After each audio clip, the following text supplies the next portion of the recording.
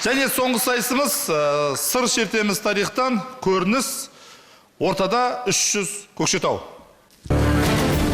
Бұрын, осыдан тура 550 жыл бұрын, қазақтар әлі жылқының емес, айдаһардың етін жеген кезде. Бұрын, осыдан тура 550 жыл бұрын, қазақтар автокөліктерін Ресейден емес, несиеге алған кезде. Кішкентай, бірақ өте намысшыл хандық құрылды. Ол хандық қазақ хандығы. Ей, жоңғардың батыры, кәне қайталашы. Қазақтар біз сендер жауап аламыз. Ей, жарайды, алып кетіңдер шананы. Даттықсыр, Датым болса айт. бізге жау шапты. Тоқтат. Соңғысы айтсыншы. Біз жеңді. Осыдан бастамайсыңдар ма? Нау, заң шығаратын министр қайда? Заң шығаратын министр. Ханем, арнайы біздің хандыққа жаңа заңдар топтамасы дайын болды. Айта бер. Енді жаңа заңдар бойынша ауылдық елді мекендерде ат арбамен сағатына тек қана 60 км жылдамдықпен жүруге болады. Ол ат арбалардың міндетті түрде күні-түні шамдары қосулы, жағулы болу керек. Ең бастысы, ол ат арбалардың ішінде міндетті түрде құм және де қойдың майы болу керек. Және де егер де ол ат арбалардың ішінде 12 жасқа толмаған кішкентай балалар болатын болса, оларға бесік қажет. Бір түрлі заңдар екен, ей. Алып кетіңдерші мынаны, алып кетіңдерші. Хан, біз қырылдық. Үшеуміз ғана қалдық. Кім?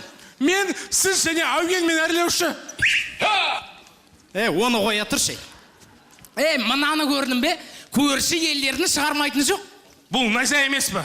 Қайдағы найза? Бұл найзапот. Халайық, батырлар, барлықтарың жиналыңдар. Сендерге жағымды бір жақсы жаңалық алып келдім. Ханем, бітті.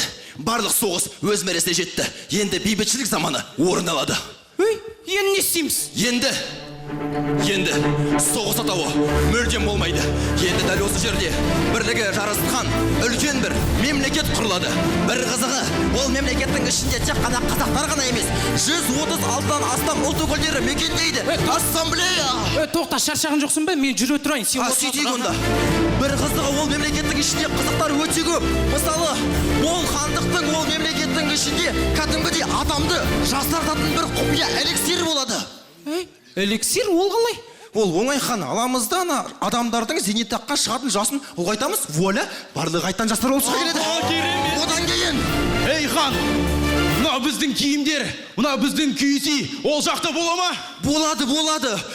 Көктемде, оның өзі бір-ақ күн. Ал, батырларым, осының барлығының атауы Қазақстан. Жарайсың. Рахмет хан, тырысты енді.